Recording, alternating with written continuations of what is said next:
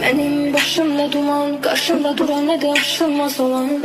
Değilim öz yaşımda bu an ve hissedirim yüz yaşımda falan. Geçir gözümden özüm, yoktur özüme gözüm. Her şey bir süzüp ve istəyirəm mən özümden üzür. Ciğere tüstü, zərərdi düzü, neyle yazladı gözüne. Gelirsin birden ani haber de vermeden her şey üstüme. Görünüp karalara sonra hayattan istedim aralanam.